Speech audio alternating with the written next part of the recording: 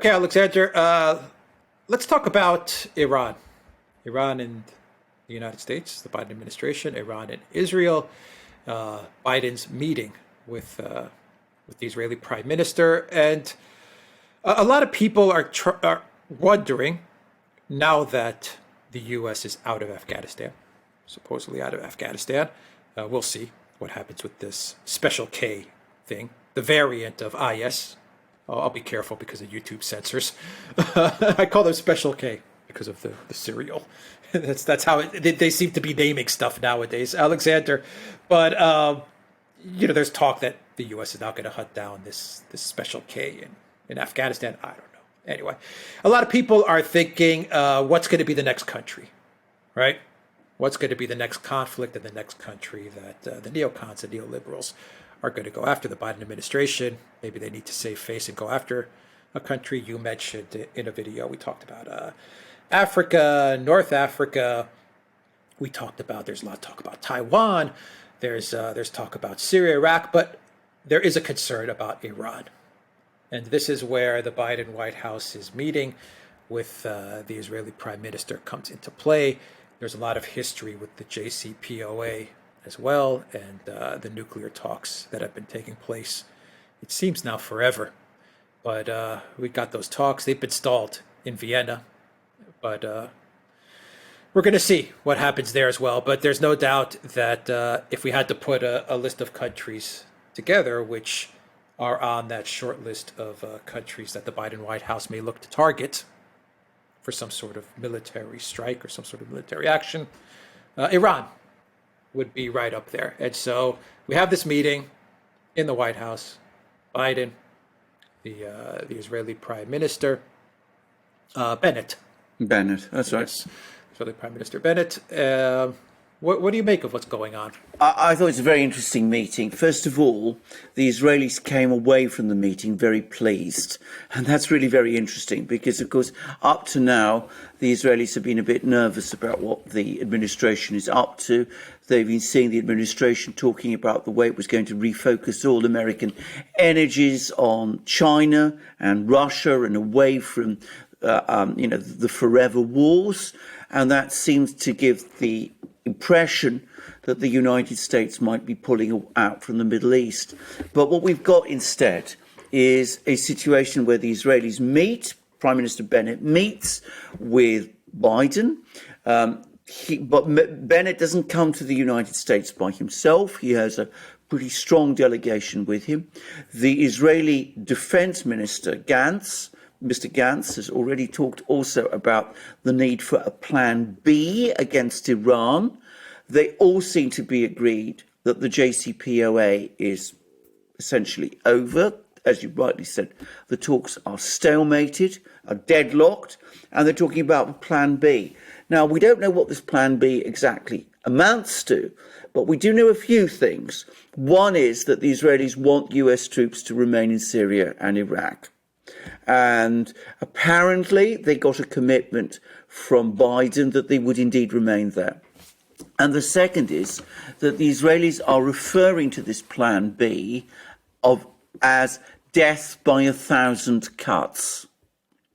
Now, we don't quite know what that means, but it's a reasonable guess that it means increased military action against Iran, across the Middle East, in Syria, in Iraq, in all sorts of places, but ultimately against Iran itself, and perhaps tightening economic restrictions, a tighter economic blockade, perhaps a sea blockade of Iran.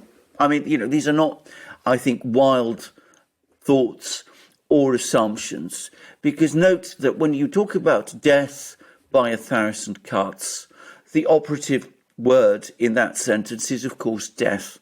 So they are clearly aiming now for regime change. An Israeli ambassador recently said that Israel's objective is regime change in Iran, and they're going to do it. They're going to try to take on Iran across the Middle East and in Iran itself, and that means a variety of measures, military, intelligence, cyber attacks possibly, but also, I suspect, ever more ramped up economic sanctions. Yeah, death by a thousand cuts. I find the word thousand cuts interesting. You mentioned a lot of actions taken across the Middle East, because when you say a thousand cuts, that's putting something to death by doing a lot of small actions, continuous. So let's focus in before you get to domestic. Focus in on across the Middle East. What does that mean exactly? Does that mean actions in Syria, in Iraq, in Lebanon, in what countries, what areas? You mentioned a blockade. Are these actions going to be military actions? Are there going to be economic actions, not against Iran, against other countries to try and affect Iran's network? Does this mean going after perhaps China and Russia, or Turkey maybe, which countries which trade with Iran? What is outside of Iran? What does a thousand cuts mean? And then, Alexander, talk to me about what a thousand cuts means inside Iran. Well, I think, first of all, what you said, it means all of those things. It means operations in Lebanon, it means operations in Syria, it means operations in Iraq itself. Obviously, it means targeting regional allies of Iran, which includes Turkey, by the way, and Pakistan too.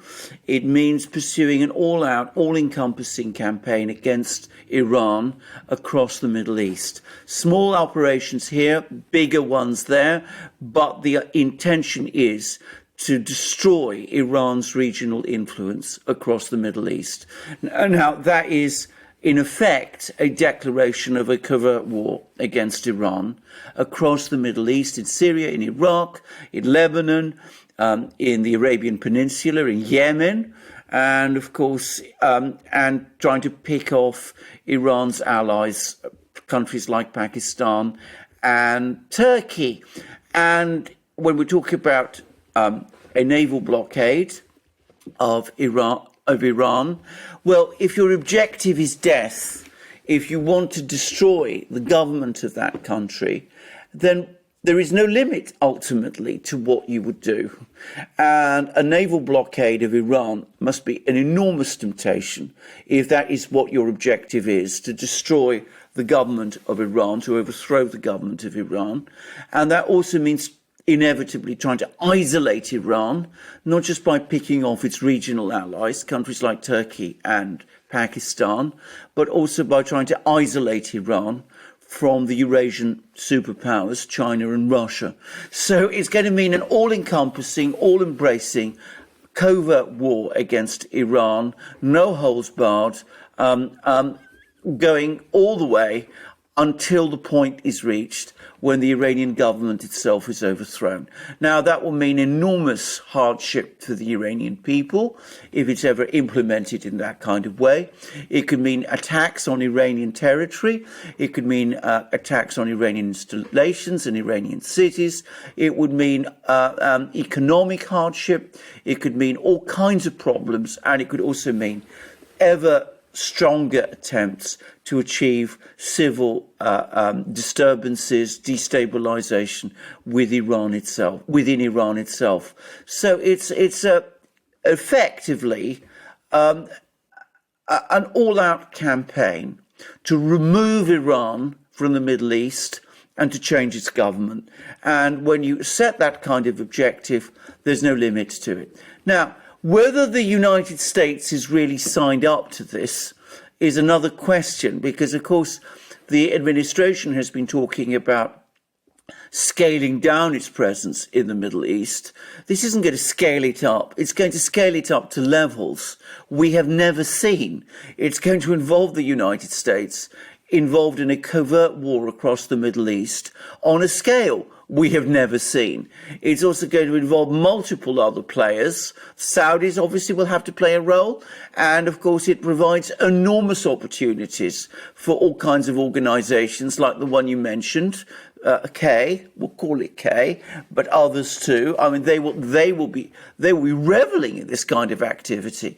And of course, it will be chaos and violence across the Middle East on a scale like we've never seen. Now, whether the administration is really signed up to that agenda or not, we will have to see.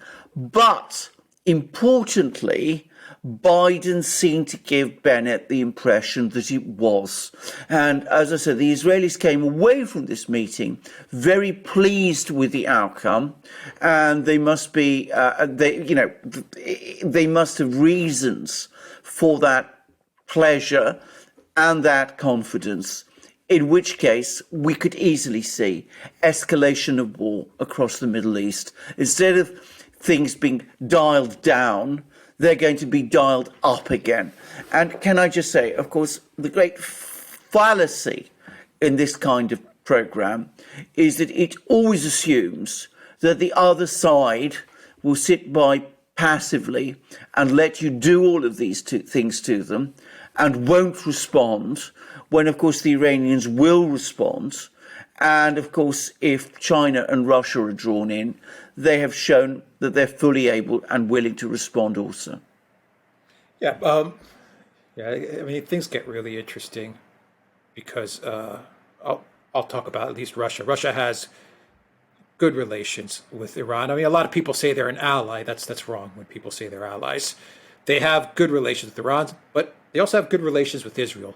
So I'm very interested to see how those dynamics are going to play out if, and this is where I, after listening to you, I want to kind of just say if the Biden administration, not if they go along with this, if they can do this after watching Afghanistan. And if I were Israel, I would say, okay, great, they gave me their assurances and they're fully on board. But then I would say, this White House, this team, there's no way that they'll be able to coordinate and pull off this type of death by 1,000 cuts strategy, period. They're just incompetent to do such a thing. So it's complicated, yes, but this White House, I don't see it. After watching Afghanistan and knowing Biden and the way he's running things, I just don't see it. But I don't know. What do you want to say? I mean, Russia, China, all these moving pieces, it just seems extremely complicated. So, yes, you have to ask this question whether this administration does have those degrees of competencies.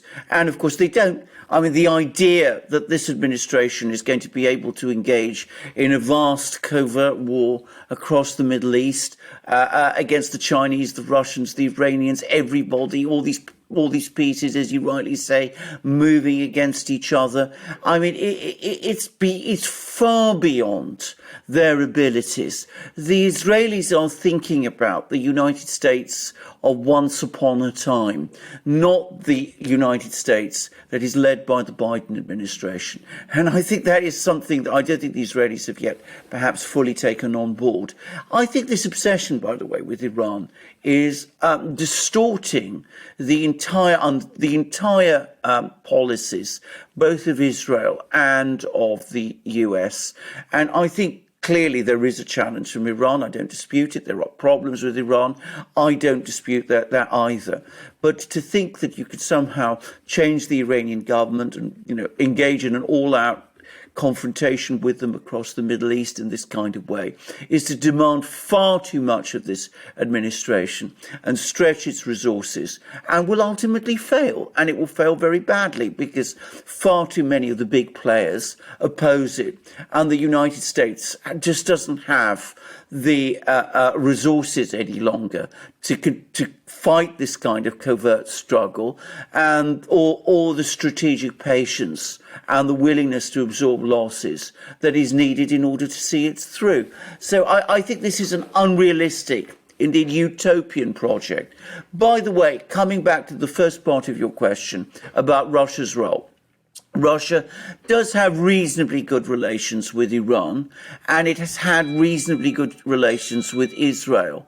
The previous Israeli Prime Minister, Benjamin Netanyahu, had an extremely good relationship with Putin of Russia. It's not clear whether the existing Israeli government is going to be able to achieve relations that are as good or as strong as Netanyahu and Putin had.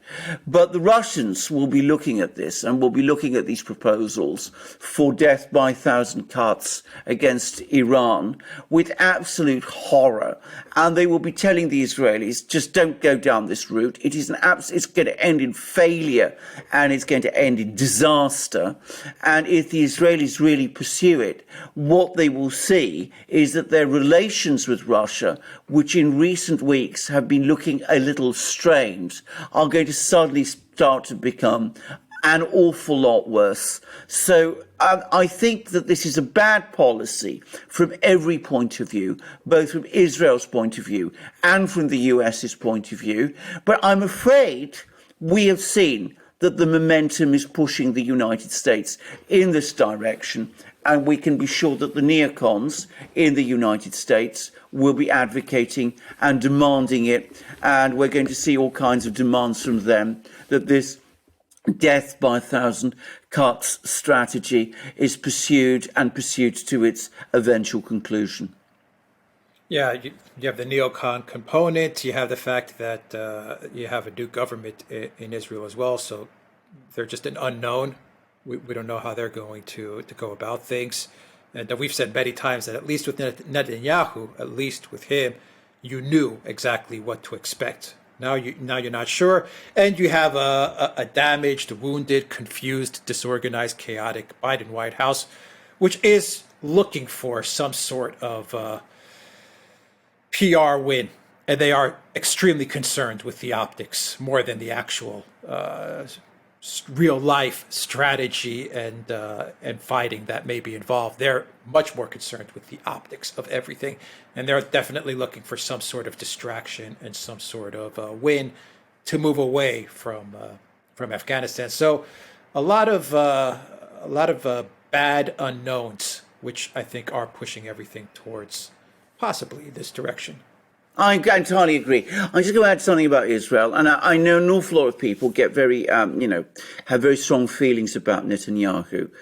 But the fact about Netanyahu is that he was, on the one hand, very much of a hardliner, but he always knew when to stop.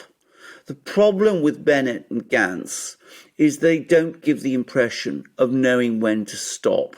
And that's making the situation extremely dangerous because, as you rightly say, you have a disorganized and enfeebled administration in Washington that may find it extremely difficult to stand up to these demands and could lurch into a policy it doesn't fully understand in the Middle East of this sort of covert war against Iran, which will end up disastrously for the United States and which is anyway always, as you again rightly say, far more concerned with the optics of a matter than with real American interests and with understanding the real situation on the ground in any particular country. So I can very, very easily see how this could get completely out of hand. And, we might end up feeling that we're missing Netanyahu. I don't say that because I have any, great liking or respect for the man. I absolutely don't. But as I said, he knew when to stop. And I get the impression that these guys don't. Well, let's talk real quick about Iran as well, because there's two sides to this. And Iran is also a new government. Yes, you have the Ayatollah, of course, who runs the show, but you do have a new administrative government in place as well. And many people say it is a hardline government. I don't know. We're going to see. We're going to see what's going to happen. But we did a video in the past where we said that this government is going to try to focus on domestic issues and not so much on foreign policy. But, looking at this strategy that's being thrown their way, they may not have the luxury to focus on domestic issues. So how do you think Iran reacts to all of this stuff that is taking place. Well, there's two things to say. First of all, I mean, engaging Iran in a covert war across the Middle East is to take on the Iranians at the game that they are strongest at.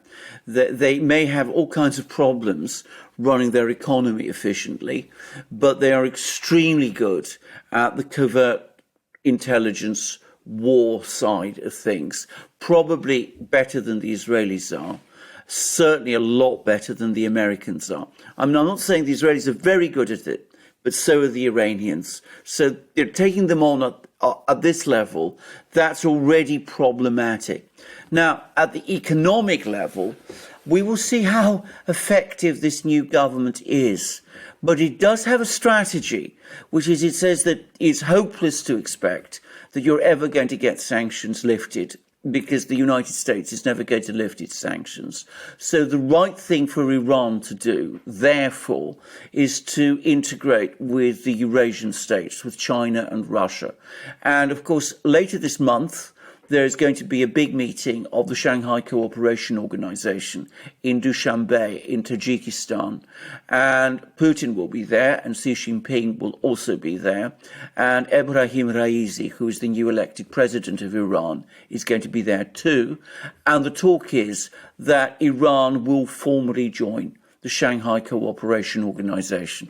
So I think what they're going to do, what the Iranians are going to do in the face of all of this, is that they're going to try to integrate themselves even more deeply into the Eurasian,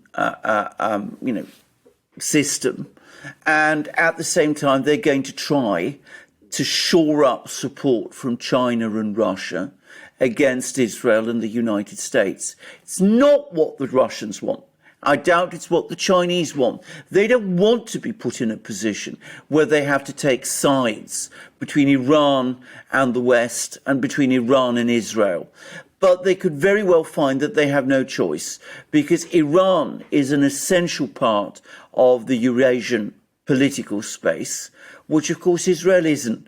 And what we could start to see is that the Chinese will start to move quietly into Iran. They've already done a big economic deal with Iran, and will start providing Iran with economic support to try to offset the effect of any US sanctions. And we will almost certainly start to see Russian military supplies being provided to Iran to enable Iran to defend itself. And that's going to be a difficult situation for Israel as well, for all of these countries, and one which they perhaps would be wiser to avoid. But I could very easily see how Iran will take steps and might find that its bigger potential allies will agree to those steps, which instead of resulting in the collapse of the Iranian government, could instead trigger an arms race in the Middle East, as well as a covert war and multiple crises and multiple wars across the Middle East, which would be disastrous ultimately for the United States, which would be sucked into trying to control them. Yeah, I'll just go back to what I said before, Alex. There's a lot of moving pieces, very complicated. This is not a good idea from all sides. No, not a good idea. It's not a good idea for Israel either, by the way. I mean, what Israel needs to do, and I can say something about this, which I think many Israelis will be absolutely horrified when I suggested. Israel needs to talk to Iran. It sounds bizarre to say this, but I don't think Iran and Israel are countries which are so locked in loathing of each other that as to rule out some sort of accommodation.